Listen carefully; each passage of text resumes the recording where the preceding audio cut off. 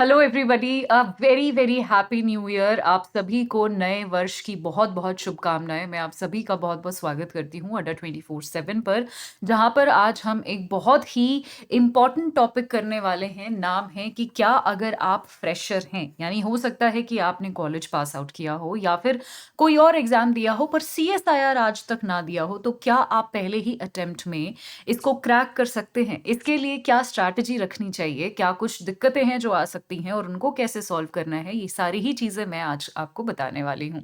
But उससे पहले फिर से मैं आप सभी को नए वर्ष की बहुत-बहुत शुभकामनाएँ देना चाहती हूँ।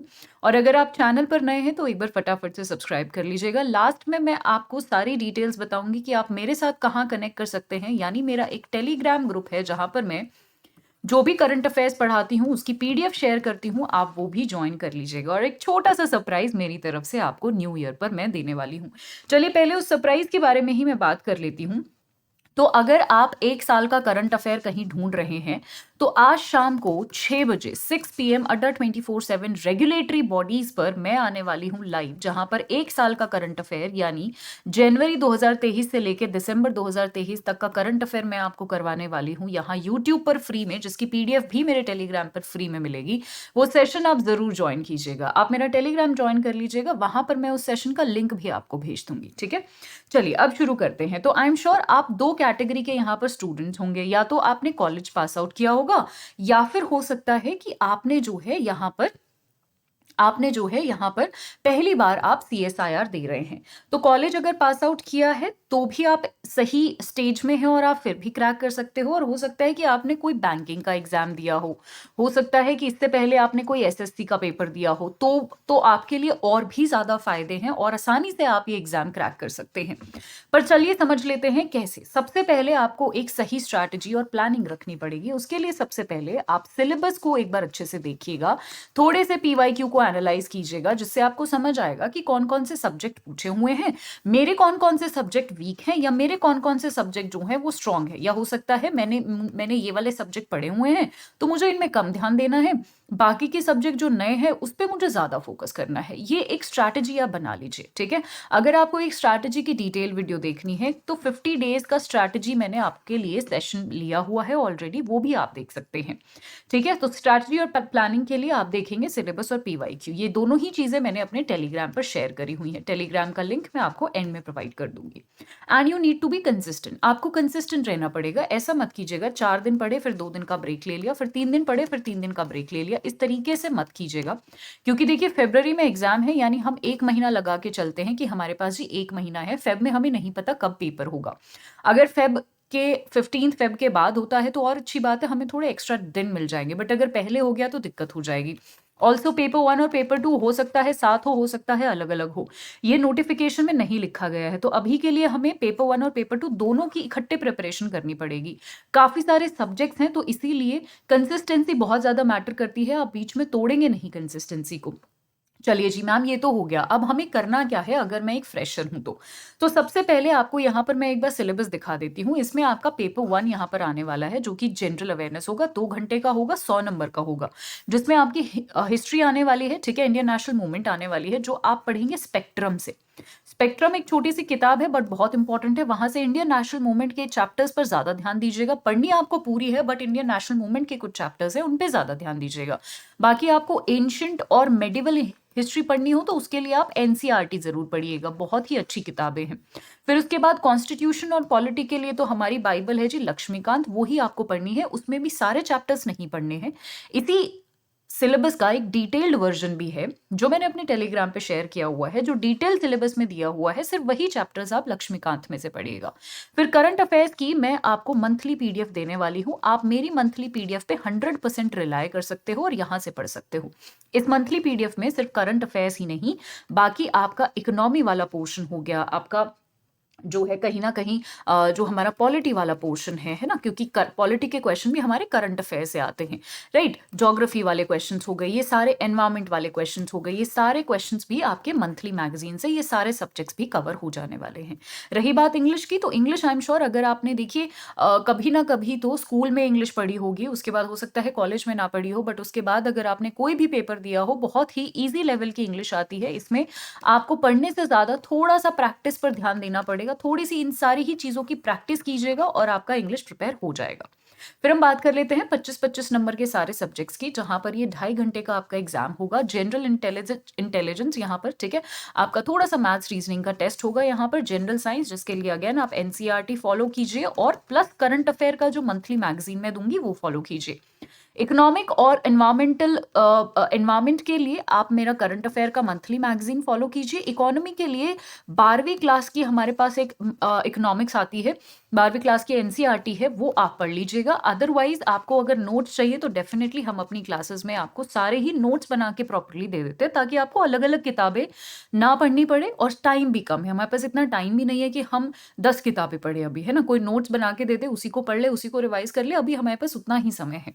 एथिक्स इंटीग्रिटी के लिए आप लेक्सिकन पढ़ सकते हैं, ठीक है जी? बहुत ही आसान किताब है, एक ही बार में समझ आ जाएगी। अगर यहाँ से नहीं पढ़ना तो आप किसी के नोट्स भी रेफर कर सकते हैं। अड्डा 24/7 भी आपको एथिक्स के नोट्स प्रोवाइड करेगा, आप 100% उन पे रिलाय कर सकते हैं। डिसीजन मेकिंग और मैनेजमेंट के लिए मैं आपको बोलूँगी, आपको सिर्फ नोट्स ही रेफर करने चाहिए, क्योंकि किताब कोई एक किताब नहीं है और अलग-अलग किताबों का हमारे पास अभी समय नहीं है, तो आप नोट से पढ़िएगा इन दोनों सब्जेक्ट्स को। और ज्योग्राफी के लिए आप 11वीं और 12वीं की एनसीईआरटी पढ़िएगा अगर आप सेल्फ स्टडी कर रहे हैं तो, प्लस करंट अफेयर। वरना अगर आप हमारे पेड कोर्स में हैं तो आपको ये सब कुछ पढ़ने की ज़रूरत नहीं है। जो कि जितनी भी मैंने किताबें बताई, ये कोई भी किताब आपको पढ़ने की ज़रूरत नहीं है। जो हम आपको नोट्स देंगे, सिर्फ आपको उतने नोट्स पढ़ने हैं और उन्हीं का रिविजन करना है। हम आपको क्लासेस में एमसीक्यूज़ भी प्रैक्टिस करवा देंगे, तो एमसीक्यूज़ का भी कोई स्ट्रेस नहीं होगा, राइट? फिर अगर आपने पेपर 1 और 2 क्लियर किया, जो कि एक दिन भी हो सकता है और अलग-अलग दिन भी हो सकता है, तो ही आपको पेपर 3 में बैठने दिया जाएगा, जहाँ पर आपको ऐसे प्रेसी और एक लेटर लिखवाया जाएगा, ठीक है जी? 100 नंबर, 30 नंबर और 20 नंबर, ठीक है जी? तो ये आपका अगेन ये आपको प्रैक्टिस से आ जाएगा। इसकी अभी आप इस टाइम पे इतनी स्ट्रेस मत लीजिए, ये हम देख लेंगे। एज़ ऑफ नाउ अभी के लिए आप पेपर 1 और पेपर 2 पे ज़्यादा ध्यान दीजिए। चलिए, अब कैसे-कैसे पढ़ना है? हमें करना है इकोनॉमी और करंट अफेयर को जो है अभी आप 8 से 10 दिन दीजिएगा, जहां पर आप पूरी इकोनॉमी और करंट अफेयर उसमें जरूर लगाइएगा, क्योंकि मैक्सिमम क्वेश्चंस करंट अफेयर के ही आते हैं। तो ये 8 से 10 दिन में आपका पूरा हो जाना चाहिए। फिर बात करते हैं मैनेजमेंट और एनवायरमेंट की, तो ये जो है आपका 1 हफ्ते में पूरा हो जाना चाहिए। फिर पॉलिटी और इंग्लिश की बात कर लेते हैं, जो कि अगेन 1 हफ्ते में आपका पूरा हो जाना चाहिए।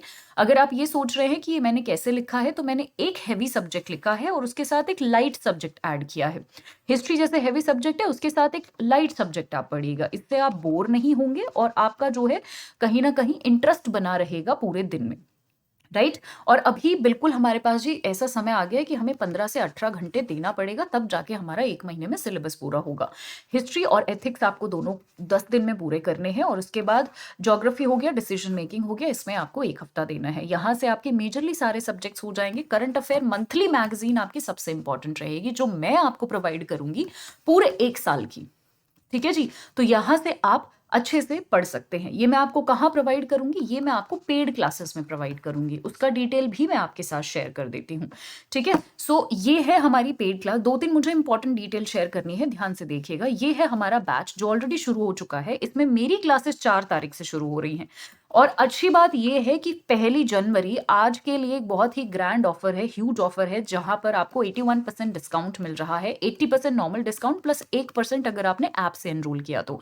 ऐसा डिस्काउंट हमने कभी भी 2023 में नहीं दिया। आज उस डिस्काउंट का आखिरी दिन है, अगर आप Y674 कोड यूज करेंगे तो। और डबल वैलिडिटी भी इस पर जो है प्रेजेंट है, यानी आगे भी अगर आपको पेपर देना हो आप सेम बैच से ही कर सकते हैं। तो इसमें आप जरूर एनरोल कर लीजिएगा, ताकि मंथली पीडीएफ आपके लिए सबसे ज्यादा हेल्पफुल रहेगी और यहाँ पर आपको जो भी नोट्स मिलेंगे वो भी बहुत मददगार रहेंगे। मैं अपना टेलीग्राम दे देती हूँ। हाँ, तो इस सेल की मैं बात कर रही थी, जहां पर 80% फ्लैट ऑफ और डबल वैलिडिटी Y674 पर जो है आपको प्रोवाइड करवाई जाएगी, ठीक है? ये मेरा टेलीग्राम है, पिंकी करंट अफेयर्स अड्डा 24/7। इसको जरूर आप ज्वाइन कर लीजिएगा। और यहीं पर मैं आज शाम को जो 6 बजे सेशन होने वाला है, जहां पर मैं आपको 1 साल का करंट अफेयर फ्री में यूट्यूब पर करवाने वाली हूँ। बट ऐसा मत सोचिएगा कि मैम अगर YouTube पे हो जाएगा तो फिर पेड लेने की क्या जरूरत है। आप खुद सोच कर देखिए कि YouTube पर 2 घंटे की क्लास होगी और पेड में हमारी 1 महीने की क्लास होगी, तो कोई तो डिफरेंस होगा। पेड में डेफिनेटली हम ज्यादा अच्छे से कवर करवा पाएंगे और ज्यादा डेप्थ में कवर करवा पाएंगे, एग्जाम ओरिएंटेड कवर करवा पाएंगे, MCQ प्रैक्टिस करवा पाएंगे। सारी चीजें बेहतर तरीके से आपको पेड क्लासेस में प्रोवाइड करवाई जाएंगी। यूट्यूब की क्लासेस आप एक रिविजन के लिए फॉलो कर सकते हैं, बट अच्छे से पढ़ने के लिए आपको पेड क्लासेस में ही एनरोल करना चाहिए। ये ये मेरा आपसे एक पर्सनल सजेशन भी होगा, ठीक है? तो आई होप आपको जो है आज का सेशन अच्छा लगा हो।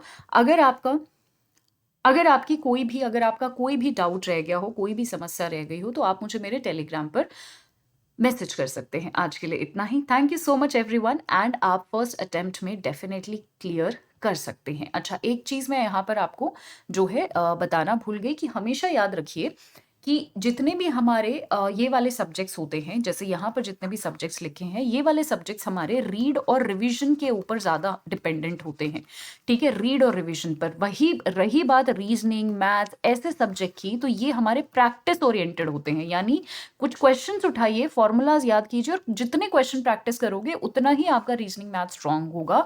वेयर एज इन सारे सब्जेक्ट्स में आप जितना पढ़ोगे और जितना रिवाइज करोगे, ये इतने ही आपके स्ट्रांग होंगे। मैं ये नहीं कह रही यहाँ एमसीक्यू नहीं करना, यहाँ भी आपको एमसीक्यू करने हैं, बट कोई बात नहीं, अगर आप 5 सेट ऑफ एमसीक्यू भी लगा पाओ ना, वो भी सफिशिएंट है। एमसीक्यू के पीछे मत भागना कि मुझे तो 50 सेट ऑफ एमसीक्यू लगाने हैं या फिर मुझे तो 100 पेपर लगाने हैं, ऐसा मत कीजिएगा। क्वांटिटी पे मत जाइएगा, क्वालिटी पे जाइएगा।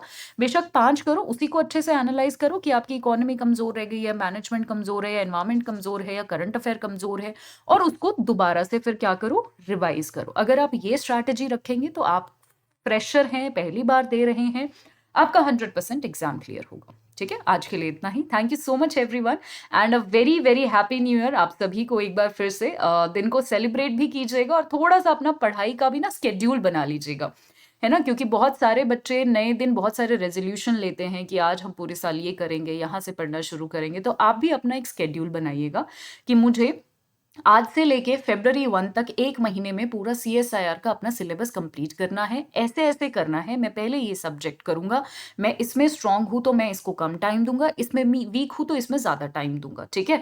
किताबें पढ़ना इस टाइम पे थोड़ा अवॉइड कीजिए, 10 किताबें मत खरीद के लाइए, नोट्स को प्रेफर कीजिए, उन्हीं को रिवाइज कीजिए, यही बेस्ट स्ट्रैटेजी होगी। बहुत ज्यादा MCQ लगाने की जरूरत नहीं है, थोड़े लगाइए, उनको अच्छे से एनालाइज कीजिए, और चीजों को बार बार प्रैक्टिस और रिवाइज कीजिए सब्जेक्ट के according. Thank you so much everyone. Take care.